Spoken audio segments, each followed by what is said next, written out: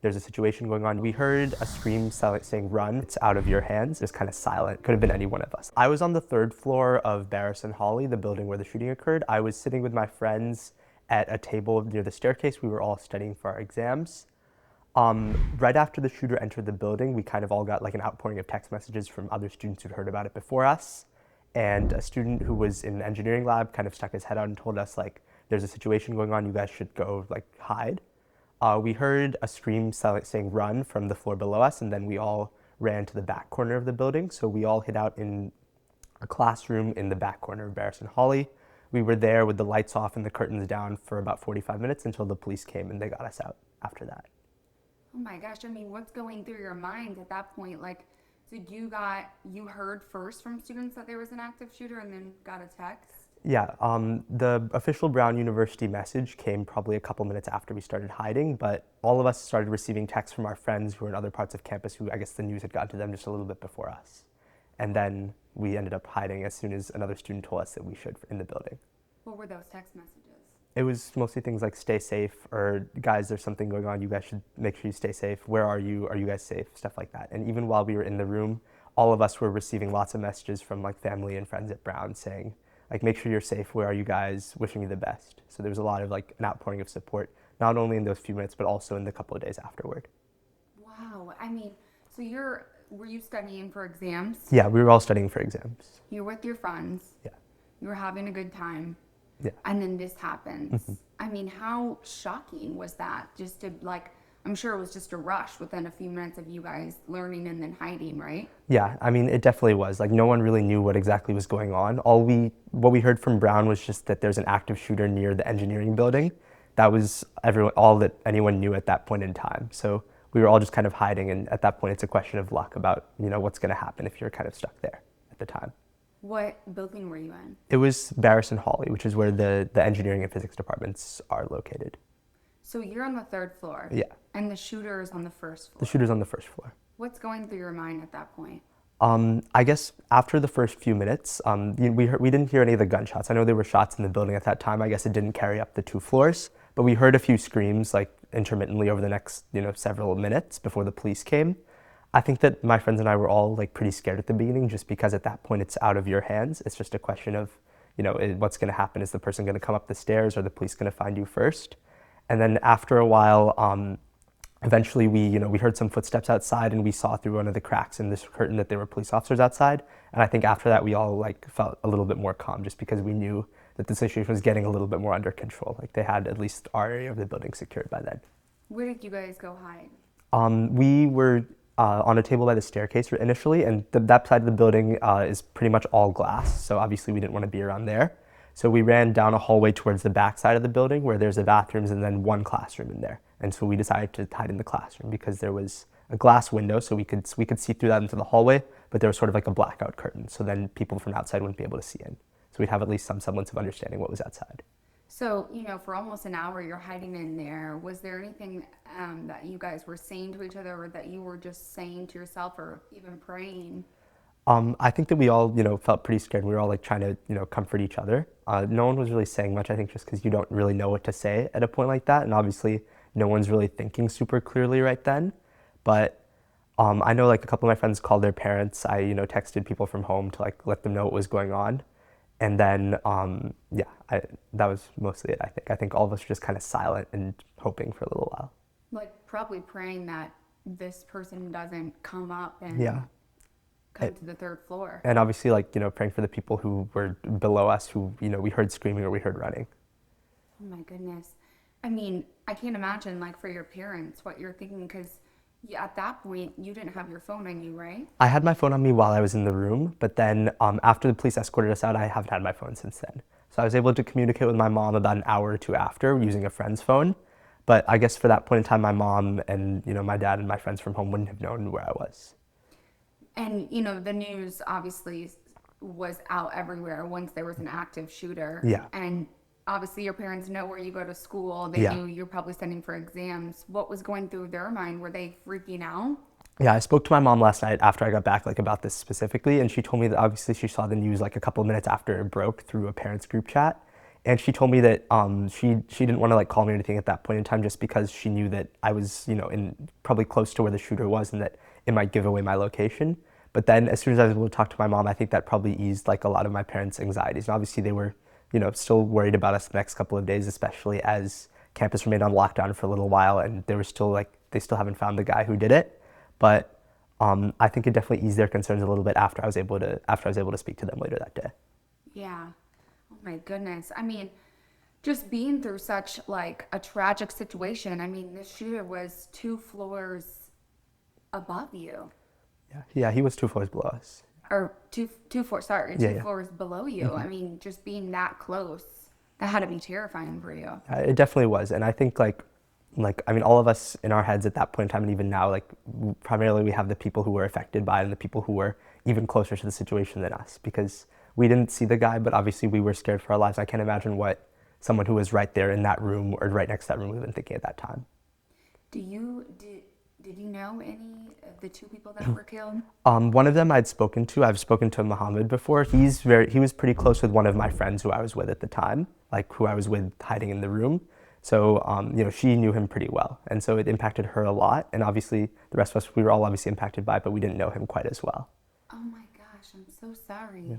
I just saw, because there's more articles out about who they were. It was him and a girl. Yeah, and a girl named Ella. Ella was a year older than me, so I didn't personally know her. But I know that she was like pretty active on the political scene at Brown, and a lot of my politically inclined friends have spoken to her, interacted with her about that stuff.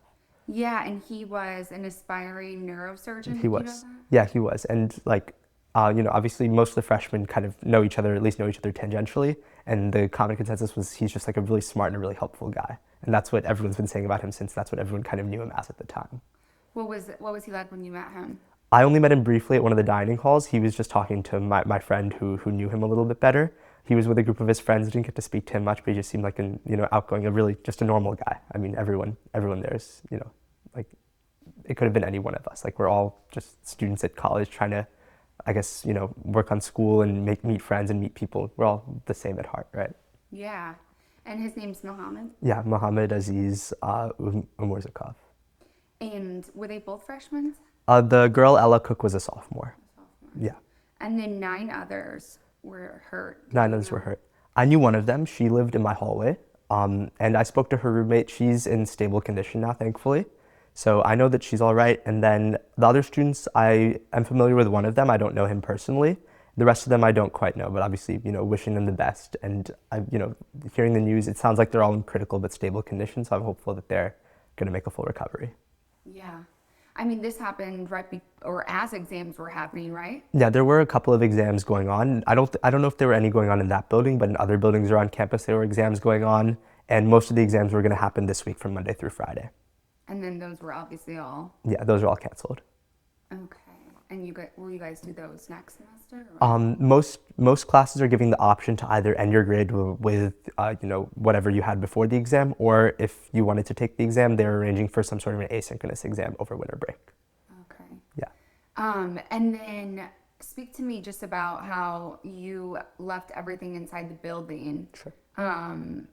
You know, your phone, your laptop, and then Brown gave you your. Yeah, so I left all of my items in the building. Most of my friends still had their phones on them, which is why I was able to communicate with my family and my friends back home. 2 days after the shooting, we kind of heard that like we're probably not going to be able to get our stuff back till after winter break. So Brown, in our IT services department, they have like a center where you can get a new ID card. So I had a new Brown ID made, and they were loaning out phones and laptops for students who didn't have theirs to keep over winter break. So that's what I have right now.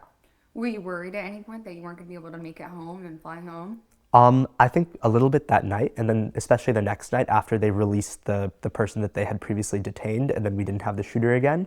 But fortunately, you know, there's obviously an increased police presence around Brown right now, and students were all encouraged to leave as soon as they could the day after the shooting.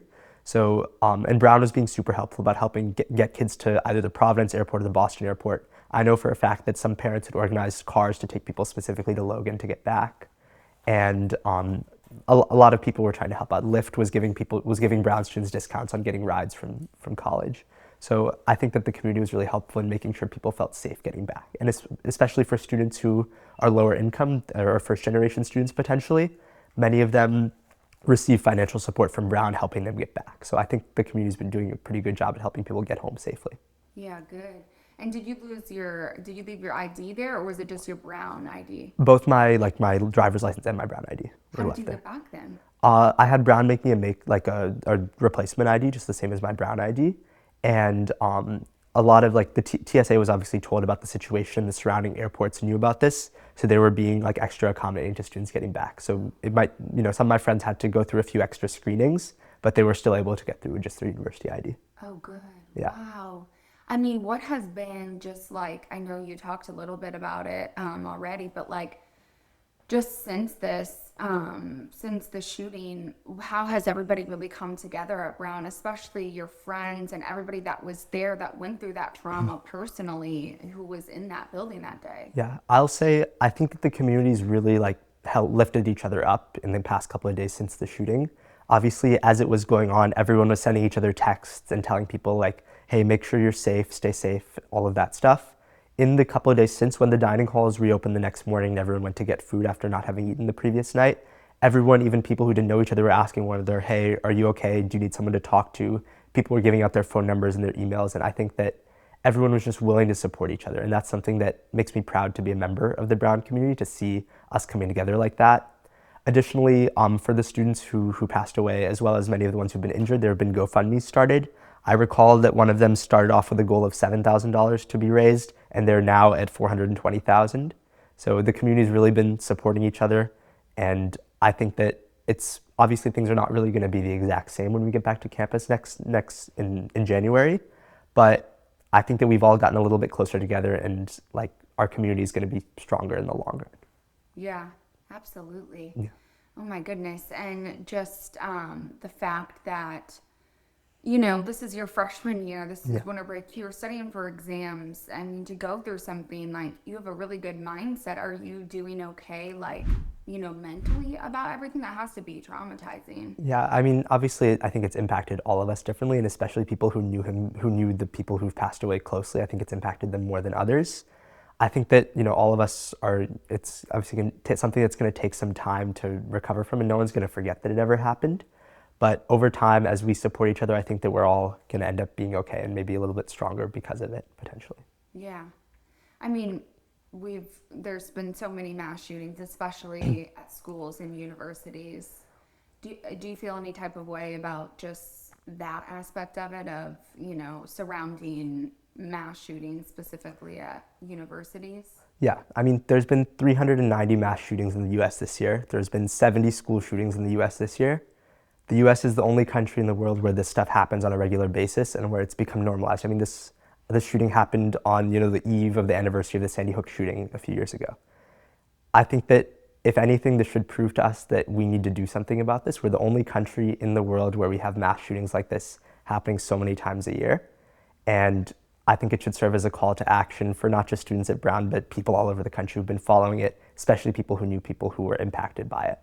Yeah. And are you a strong advocate for that? I think it's, I increasingly think it's more and more necessary, reflecting on what happened, especially after, being a student at Brown and seeing the students around me who were impacted.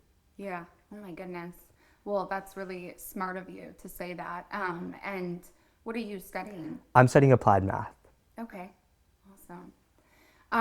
Anything else you want to add just about, the 2 people who died, the 9 people that were injured?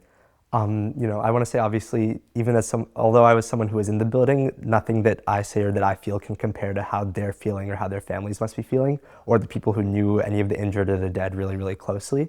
So I guess I want to say, I want to, extend my condolences to them, especially to their families, encourage people to support them, and I hope that the Brown community going forward, we stay kind of close and connected and willing to help each other out, because I think that's something we've been doing a lot over the last couple of days. And I think that's the way that we're going to have to move forward, just by continuing to support each other like that. Mm-hmm. Now, I don't remember if police, I know they arrested somebody Yeah. originally, but then that person was released. Yeah. Confirmed that the suspect was a man?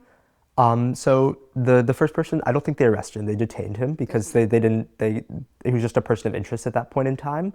The videos that they've released, there haven't been a lot because it's a couple from like people's security cameras who lived around there, and then some from cameras in front of the building. It looks like a man. I mean, I think we're almost fairly confident it's a man, probably in his mid 30s, and that he was wearing all black at the time. But we really don't know anything else about him beyond that. And I don't think that they know anything about where he might be, whether he's in the U.S. or somewhere else right now. Because, I mean, as of yesterday, they still haven't caught him. I haven't heard any update today. Yeah, they released the first guy that they detained at around 11:45 on, I think it was Sunday night, after they detained him on Sunday morning. And so we obviously all got an alert about that. And there were some reports of gunshots on campus. I think those were unfounded. The police went in and checked it out still.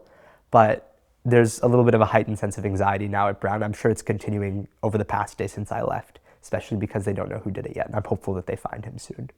Yeah, absolutely. Yeah. Anything else you want to add? I think that's most of it. I think you covered a lot of Yeah. what I wanted to I say. guess, do you have anything that you, whether we don't know for sure, 100% if it's a man or woman, but do you have anything that you would say to this person who, killed these lovely people and injured these individuals? I I don't really have an answer to that. I'd rather not answer that Yeah. question. I don't really have an Yeah. answer.